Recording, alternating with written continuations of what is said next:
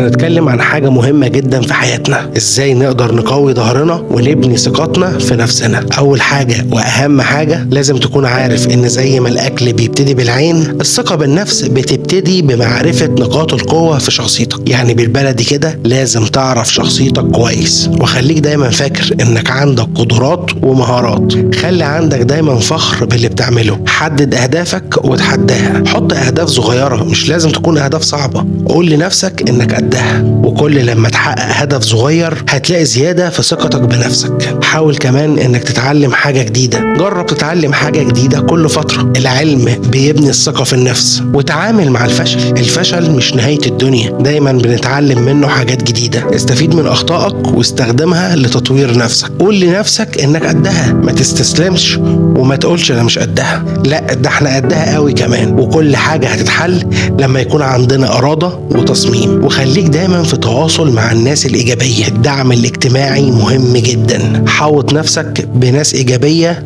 تقدر تشجعك، وحس بقيمتك وافتخر بنفسك، وما تقللش من شأنك، وقول دايما أنا قيمتي كبيرة ومهمة. وأهم حاجة ما تنساش اسمعها تاني.